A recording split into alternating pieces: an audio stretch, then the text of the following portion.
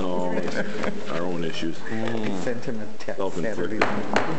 He done. Call to order the regular common council meeting, Monday, April 6th, 7 p.m. Roll call. Davis? Here. McIntyre? Yes. Davis? Yes. Thomas? Here. Arcona? Yes. Kiswana? Yes. Stand and pledge allegiance. Pledge allegiance to the flag of the United States of America and to the republic for which it stands, one nation, under God, indivisible, with liberty and justice for all. Appropriate meeting notice. Meeting was noticed on Friday, April 3rd. Agenda is posted at Emo Harris Bank, Post Office, Library, and City Hall. Next item is the council acceptance of the agenda. We'd like to take the Swift Haven discussion out of closed session and move that up underneath the fire district report. We'll call that F, Swift Haven, if that's okay with everyone once this motion's made on that. Motion to approve with the amendment. I'll second. Any further discussion? Hearing none, all those in favor signify by saying aye. Aye. Opposed? Carried. Personal appearances for non-agenda items from anyone in the audience? Okay, we'll move on to the minutes from March 16th. Motion to approve. I'll second. Any corrections or additions? Hearing none, all those in favor signify by saying aye. Aye. Opposed? Carried. Minutes from March 23rd, committee of the whole meeting. Motion to approve. Second. Any corrections or additions? Nope. All those in favor signify by saying aye. Aye. Opposed? Carried. Finance committee. Motion to approve bills and payroll list in the amount of $163,297.22. Second. Do I have to include that?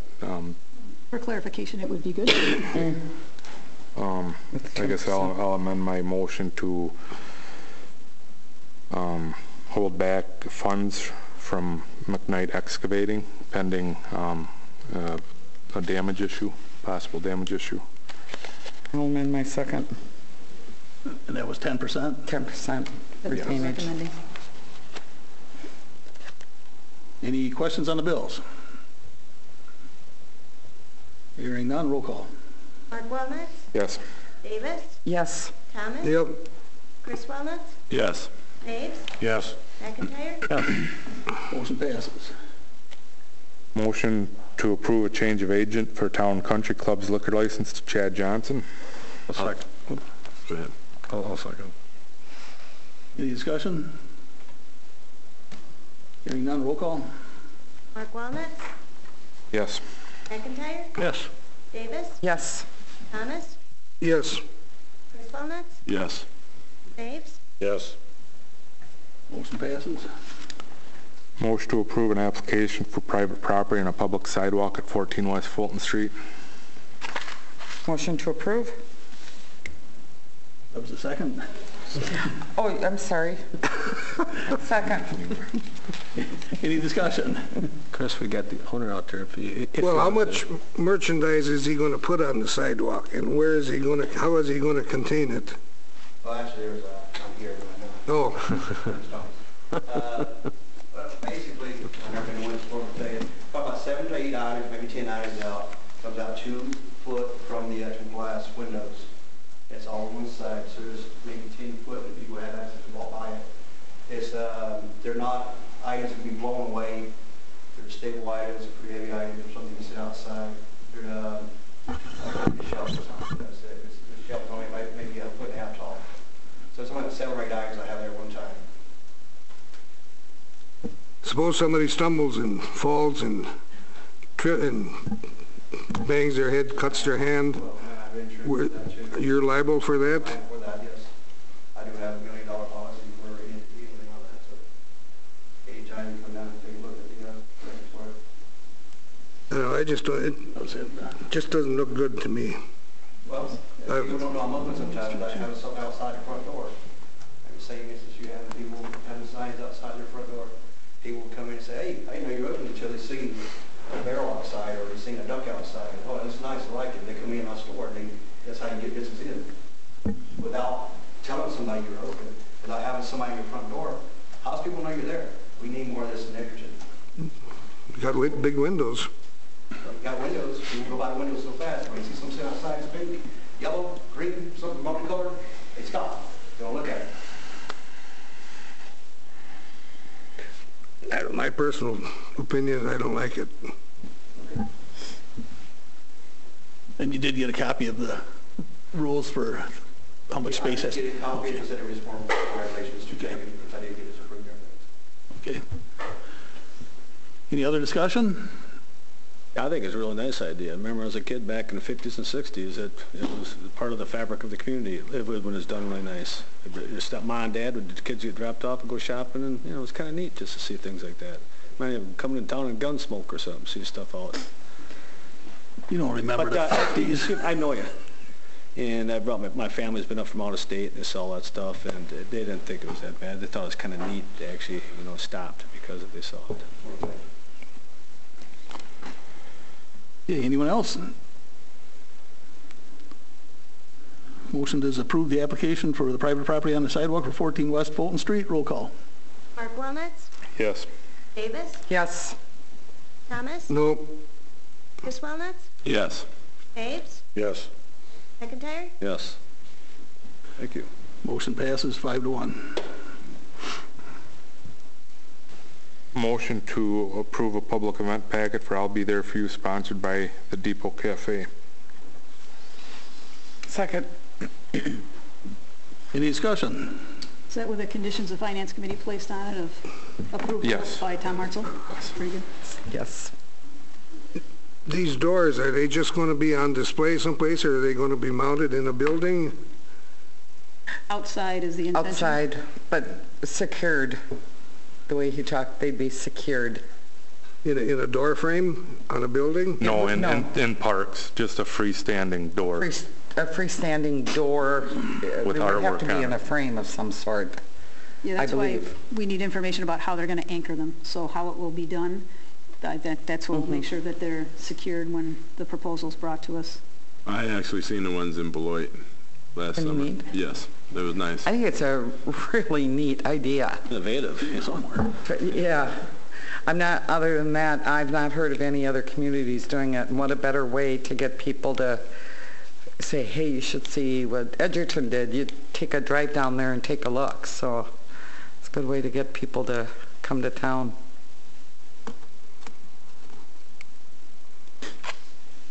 And these are going to be at the various places that he had keynoted in his application?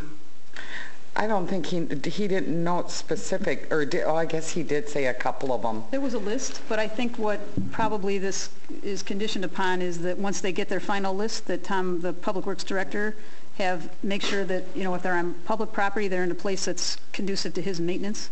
And if they're on private property, one of the conditions of finance was that private property owner provide evidence that they're allowing this to happen. So I don't think there is a definitive list at this point of where they'll be. Okay. I see there was several locations listed in his application. I think there'll be others. Others, would be my yeah, guess than yeah. just those. Okay. We talked about a map.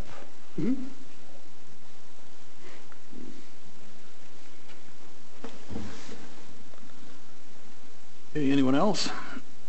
Roll call. Mark Walnuts? Yes. Davis? Yes. Thomas? I don't know. That's not an option, Dave. Thank you. Yeah, go ahead. Chris Walnuts? Yes. Aves? Yes. McIntyre? Yes. Motion passed. I think it was 6-0. Okay. Motion to approve purchase of a DPW ditch mower from Carter and Grunwald in the amount of $5,865. I'll second that. And that's with the trade-in of the current one. Correct. Any other discussion? Hearing none, roll call. Mark Walnuts? Yes. Chris Walnuts? Yes. Aves? Yes. McIntyre? Yes. Davis? Yes. Thomas? Yep. Motion passes. Motion to award a bid for water and sewer extension on North Main Street to RT Fox in the amount of $24,670. Second. Any discussion? Thank God Darrell and guys had some time to get this done, Randy. Good job. Yes. Anyone else? Roll call. Mark Wilmots, Yes.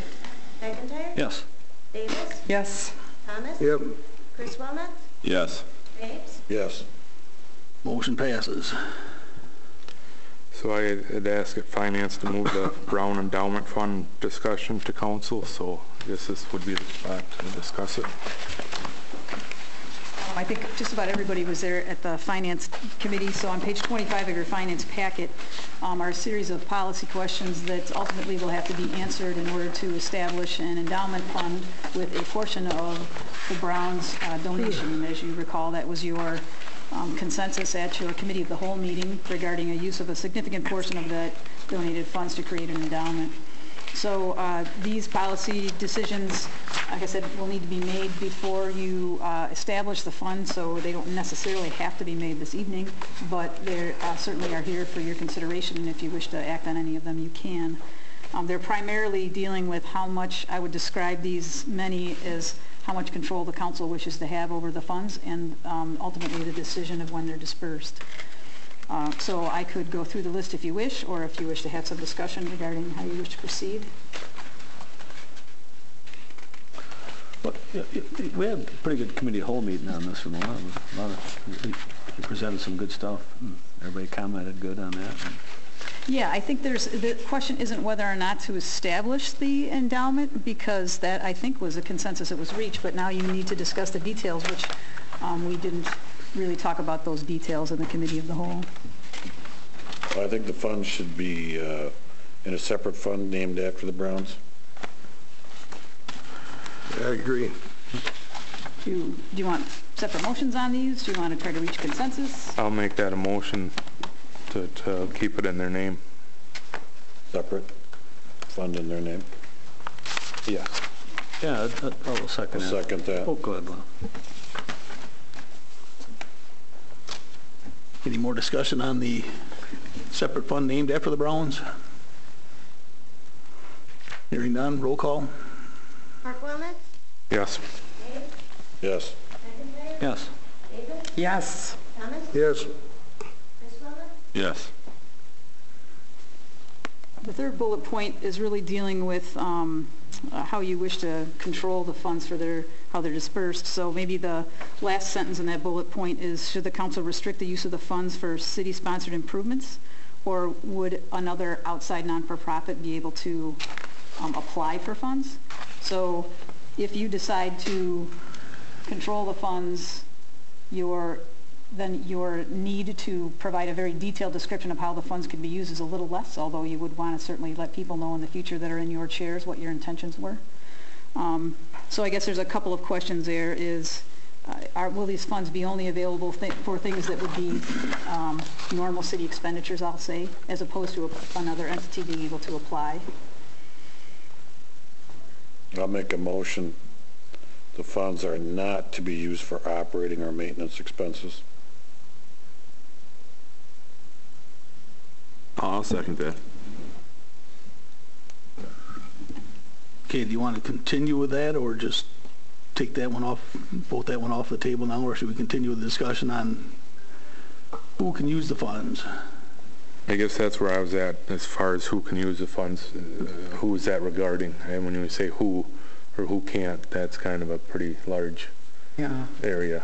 Well, my thought is they donated it to the city. And that's what I'm thinking, so I think we need to keep it designated with the city. Project. So if it goes in this endowment, I don't feel that other people from other communities can draw from it. Just because of the fact that they did give it to the city, I'd feel like we're giving their money away to somebody else. So other communities within Rock County, you're saying? Or other The non-for-profits? city of Edgerton. Yes. Being able to, like we use outreach as an example. They wouldn't be eligible to apply to the Brown Fund. They could apply to the community fund. Like they Yes, can. okay. These funds would be you would decide how they're used, and they would be used for projects that are city-related projects. Yes. Is that what I'm hearing? Okay. Yes. Want me to amend my motion, or? If you care to. add that part into it. Okay, I'd like to make an amendment to my motion. The Brown funds are not to be used for operating or maintenance purposes or expenses, and the city should restrict the use of the funds for city-sponsored improvements and activities. Good with the second? I'll second it. How would we access that money if we had a project we wanted to? There would be, we have just so you know, we have an expert in the room. Jane is the staff of the, that serves as the Edgerton Community Fund Advisor. She's an extremely valuable resource, so certainly any detailed questions, Jane is here to answer. She provided you with this packet of information that's in front of you. But there could be an annual application process the city could make to the foundation, receive whatever funds are available, and then you would know, A, what you have, and then you could decide as a council how you disperse those funds. So, I mean, that would be, if it's a council controlled, that's probably the mechanism is how we would receive the funds, correct?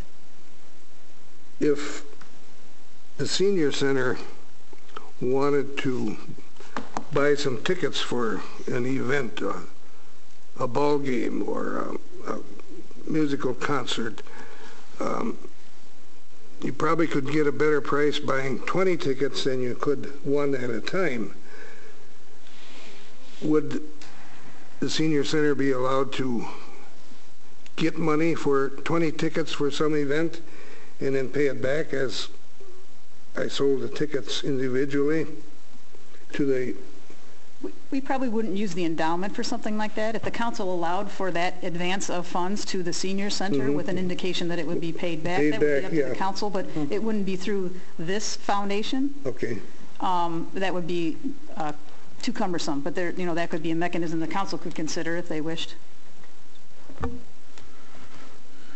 I'm just using that for instance. Yeah, and the ability for the council to make a donation or a contribution to the senior center would be up to the council. As long as the regulations that you set up allow for that, then a future council could find that to be a appropriate use of the funds. But it would be up to the council unless it's specifically prohibited. Okay.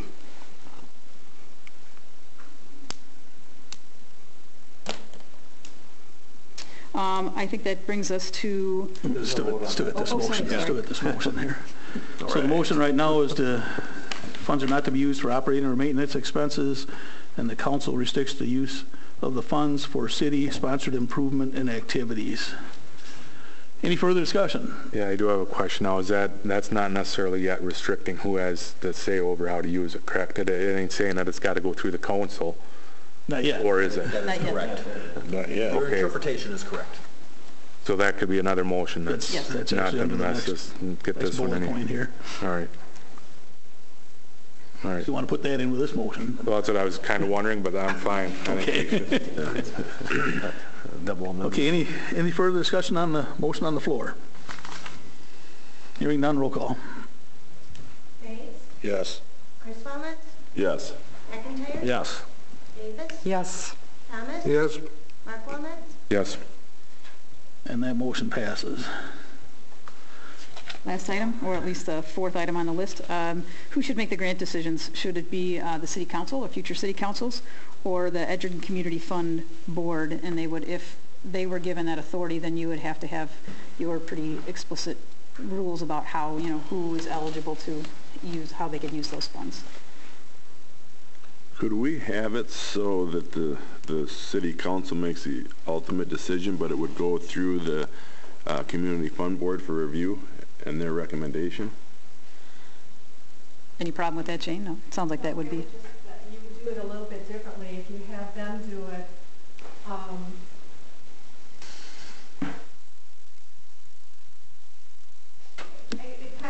Yes, they can do it. What I'm thinking is how many projects you might ask about, you know, would you be submitting one project, two projects, three projects? I don't think you should have to go through the whole grant application process. I think that's kind of cumbersome. That's why it was kind of my feeling that either the city council or the city would make recommendations for the projects and exclude the Edgerton Fund Board, even though I love them dearly. Okay. I don't know if, I think that's just maybe an unnecessary step. So you're saying it should either be one or the other, not both, to where it has to go through both the council and the Because fund? we would be submitting it through and it come right back to us. Right. Yeah. Right. I mean, you kind of, Yeah. I mean, if you were overseeing it, if you had a project that came along, you could just submit something in writing. We wouldn't want to include who, what, why, when, where's, and a budget of whatever your project is, and then submit that to the community foundation. So you would be making a recommendation. So we could either, that being said, it can be either be set up to where the council has full control over it without it going through the endowment, or if we were to have the endowment make the decisions, then we really have no say over whether or not it gets approved or not. Other than your initial setting up of the rules that they would have to follow. So then Correct. you'd want to write pretty tight Right. rules probably of Yeah. how it's used. And that'd be tough to do. Okay. I'd like to see the council have control of the money. That a motion? Yeah, I can make a motion. The city council makes the grant decisions for the Brown Fund. I'll second it. Any further discussion on that? Hearing none, roll call. Dave? Yes. Chris Willis? Yes. McIntyre? Yes. Davis? Yes. Thomas? Yes. Mark Wilmots? Yes. That motion passes. So we've covered everything except for the top one here, where how much of the funds will be placed in the endowment. And that's what I was wondering, we discussed the Christmas lights and whatnot, and I know I threw a number of $2,500 to start it this year, and I was just wondering if that's something that's feasible. My thought on it was maybe we ought to get some prices and see what we can get for somewhere between $2,000 and $5,000 and go that route and Before making the decision. decision how much to put in. Yeah. No need to put a dollar amount, right, yeah. Jane, is there any timing issue that we should be aware of? Okay, we have the funds there, you know, in a segregated account so we can track them, so, okay. So I guess maybe even to give whoever's going to look up the cost of the lights, to give them an idea, what I would like to see happen is to see that tree by the depot get relit and trimmed and, you know, have proper lights on that. So I guess that'd maybe be a starting point, is getting a quote. I think there will be an ad hoc committee established, Right. is that we determined? So that committee could, you know, anyone who's on that committee could vote for what their priority is, and if that becomes a priority, then that would be a good thing to evaluate. So will that committee be able to be put together and meet, you know, in the time needed? I know you said there wasn't a real time restraint, but I know that's kind of a lengthy process. I think timing-wise, Yeah, we're we not should in be a able rush. to. No, it's I'm okay. thinking about timing to get the decorations ordered myself. That'll be what's pushing it, right? And I heard somebody volunteer to be on it at the last meeting, didn't they? Yeah, I think I did. I thought so. So what's the question about the timing? At Christmas? I'm just kidding. You have a lot of control over that.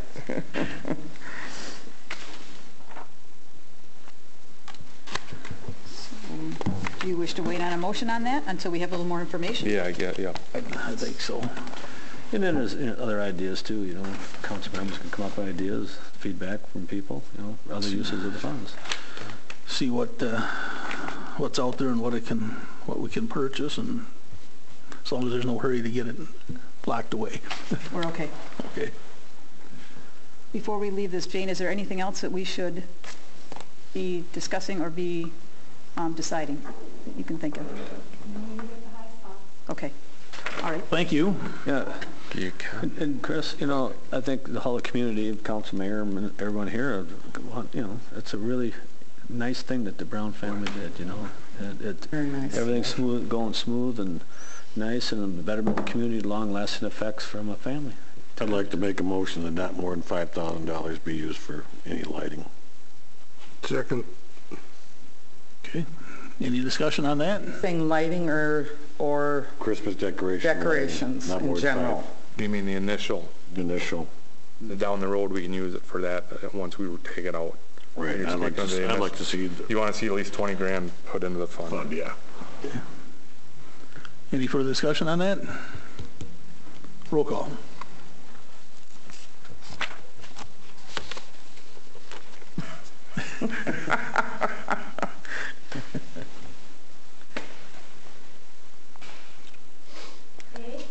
Yes.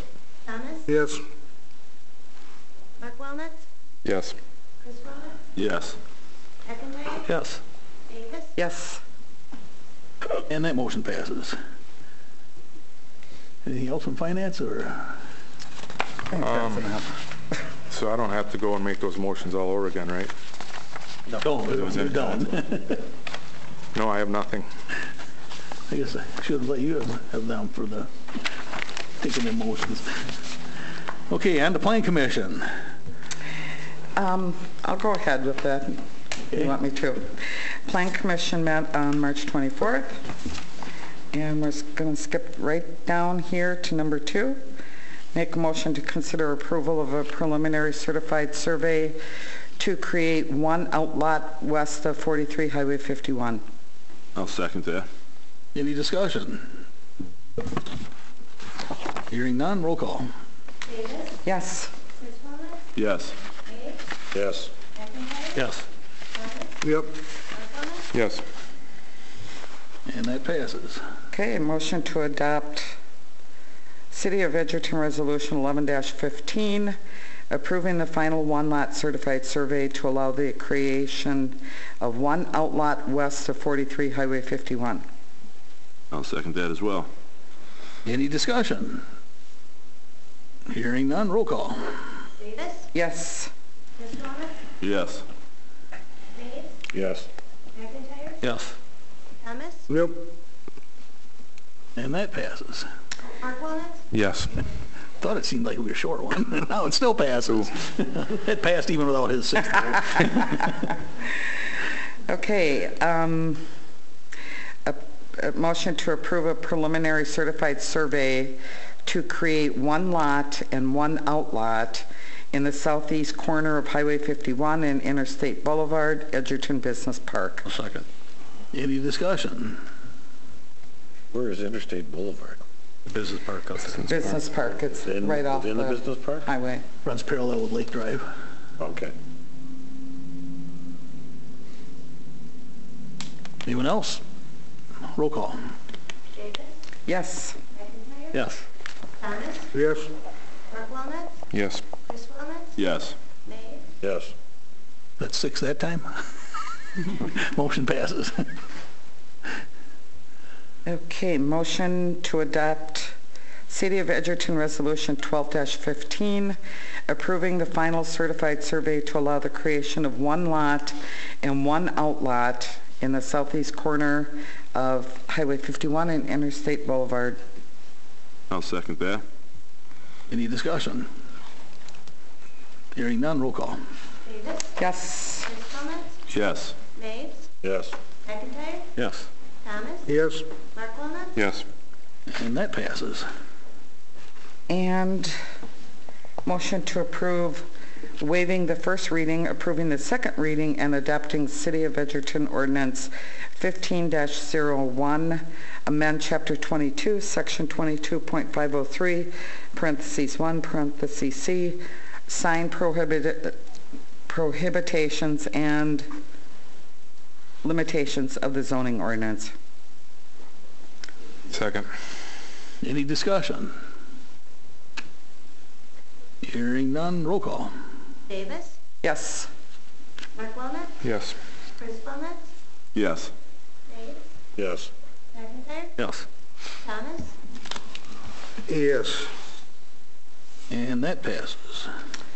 And I think the only other thing to report is in our next meeting, we're going to have a discussion on the chicken ordinance, April 22nd. April 22nd, in case anybody's interested.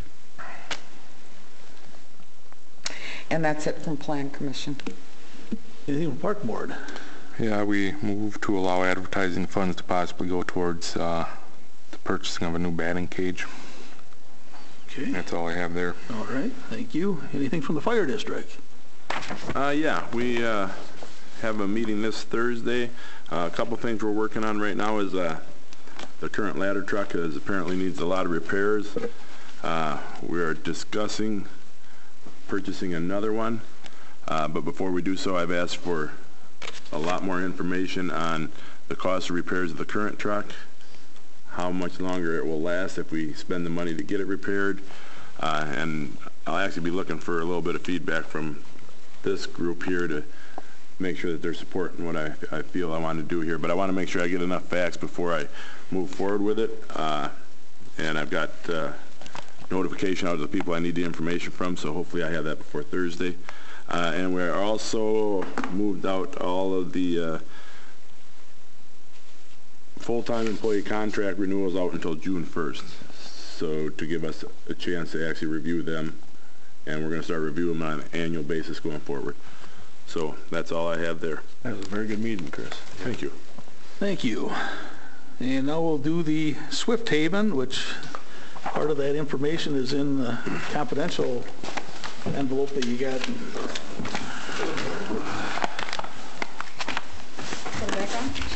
All right. In summary, you have quite a bit of background information. In summary, the decision before the council is, most importantly, whether or not the council will agree to transfer your security position, your mortgage, from the entire property in a second position behind the primary financing, which is where you sit right now, to a property once it's divided, the properties would consist of Swift Haven, which is the new building, and the Cornerstone buildings, which are the original school buildings. Ultimately, the developer is seeking to divide the parcel to create those two parcels and requesting that the city take a first position mortgage with the $380,000 grant the city received 30 years ago almost now, and take a first position with that mortgage that we have on the Cornerstone buildings and not have any security with the Swift Haven buildings. So that, I guess I'll start with that as the most important decision this evening is if you want to talk about the details of what that means for the city, there's some information here that whether or not the city is in a better position, security position with that $380,000 or a worse. The opinion of the staff is, given the value of the two properties and the amount of mortgage that exists on the property, that we're actually in a better position with the requested change than we are currently. So as in an evaluation based on is this going to benefit the community, we're actually in a better position, I would say, than we are currently. So I guess I'll stop there and then maybe answer questions if you have any specific questions, because there certainly are a few pieces to this. So what puts us into, because we're in a better position going from the second to the first? Well, right now we're in a second position behind a $2.5 million mortgage on a $3.5 million property. So in a second position, you don't have a lot of ability to, if something happens and you don't have a lot to do from that position. So if you agree to what's being requested, then on the Cornerstone property, which our assessor has estimated its value once we divide this property will be $1.5 million. Okay. We would be in a first position in that case for the $380,000. So if you needed to do something because someone wasn't satisfying the conditions of the mortgage, you would be in a much better position to do something. And Bill, if you have any comments, please feel free. No, I agree. I mean, you'd think that it would be 6 of one, half dozen of the other, because the total value of the property is not going to change. But because we are in a first, and it is now 1.5 million versus our loan, fairly small, we have a fair bit of leverage there, and we will get satisfied if we had to take a foreclosure action. Whereas if you're looking at the entirety of both properties, and they had to go through a foreclosure, and you might have some costs with that, you might not get full satisfaction out of that. So you're probably better positioned to force a resolution favorable to the city. So maybe, and if I'm jumping ahead, slow me down. So that is contingent on the two properties being split. Correct. And what would that mean for us, for the Swift Haven, for the city for Swift Haven? What position? Would have no security. Nothing. Nothing. We'd have no interest in it. No interest at all. And we have no financial interest. We've got plenty of interest in the buildings. yeah. Okay. Okay. So the mortgage that exists, the $380,000 mortgage, is not a mortgage for the development of Swift Haven. It was a mortgage, as noted in the staff report, where the city received money from the federal government because we were going to loan it to the developers 29 years ago. So that's the mortgage, and not to be confused with the city's involvement, which I'll talk about in a second here, with the development of Swift Haven. That really was many years later and separate. So right now, because Swift Haven was developed all on one property, we retained our second position of the $380,000 behind their primary financing. Okay. So getting this first position on a property that has significantly more value than $380,000 makes us more secure. Sure. Perfect. That helps.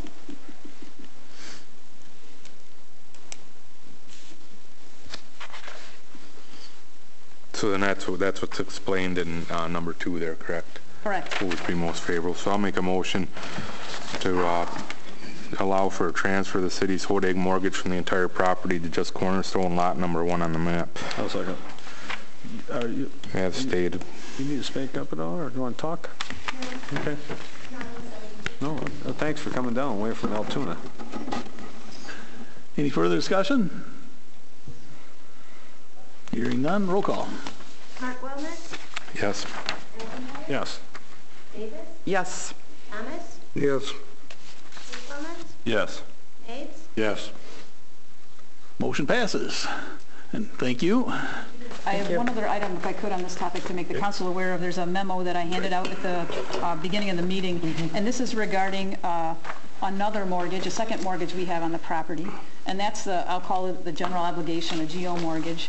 When Swift Haven was built about 10 years ago, the city invested by selling bonds into that property, $500,000, and that was secured by a mortgage that we have on the entire property, because it's all one property still, and that is almost done. We have made our last debt payment that we need to make on our general obligation notes, and upon the second payment of the second half of taxes of this year, the developer will have satisfied all the conditions of that mortgage, and the mortgage will be released. So what will happen, we're anticipating, is that because they're trying to refinance, and this other GO mortgage is out there, it's kind of cumbersome to put it, what property gets assigned that mortgage. So they're going to pay their taxes early. And so once they pay their second half of their taxes, we'll be, assuming we've met all the other conditions, which Bill's had a chance to review a portion of that very thick agreement. I think they've attained all of the conditions, met all the conditions of that agreement. We would be releasing that mortgage, and that they've complied with it, and they've built enough value to pay back our debt. So just so you know, that will probably be happening soon. They will at that point be asking for a release of that mortgage. Okay. And I'm going to tell you right now that we would have really no Reason not to. Yep. or ability to say no. Okay. But I think that, as I told Ramona, I'd like to see it in the minutes that we've taken that action at that point. But I think that we'll be in a position that we'll have to. The developer's agreement by its terms ends as soon as those payments are made. Should we do a motion to allow for you to do that, or? I don't think we need a motion. Bill, do you think? Would you prefer? I would not be adverse to the council authorizing the release of the mortgage upon that final payment. Okay, I'll make that a motion then. I'll second. Any further discussion on that? Chris, everything turned out as we planned about 10 years ago, didn't it? Working out pretty good. Sure did. Place for you to move pretty quick here. Yeah, really. I think that's why we built it. Thinking ahead. Roll call. Mark Wellness, Yes. Yes. Thomas, Yes. Chris Clemens, Yes. Yes. McIntyre. Yes. And that motion passes. Well, thank you for that too, getting that paid off. Okay, that covers everything on that one? Mayor, older persons and staff reports. Couple things. Vote tomorrow, the curtains are out. Orange barrel season, I know it was mentioned earlier about the Highway 51 construction. It'll be nice when it's done, because that's kind of a rough road. And one kind of close to home to me is send out some prayers and thoughts to the 115th Fighter Wing out of Truax. They're over in Kadena Air Force Base in Okinawa, and one of their members died over the weekend. So. Accidental fall out of a window in the hotel. So, close to home because my kid was 2 floors down from there. That's all I have. Anyone else? Yeah, go Wisconsin. Go. Go. That one. That's right. We're looking at the clock here. I forgot that. That's right, yeah. Hey, Tom, are they coming in this week starting at 51 then, you said? They're not coming into town. Okay, gotcha. But they're starting on Thursday. You know the stakes on 51 quarter, or is that just kind of just a general layout for a certain reason? Yep. Okay. We still have one item on closed sessions. Motion to go into closed session pursuant to Wisconsin statutes 19.851E, deliberating or negotiating the purchase of public properties, the investing of public funds, or conducting other specified public business whenever competitive or bargaining reasons require a closed session. Discuss and consider business incentive for Edgerton Gear. Second. Any discussion? Roll call. Mark Wilmer? Yes. Davis? Yes. Thomas? Yep. Chris Wilmer? Yes. Mapes? Yes. McIntyre? Yeah. Motion passes. I'll have a drink, safe drive home there.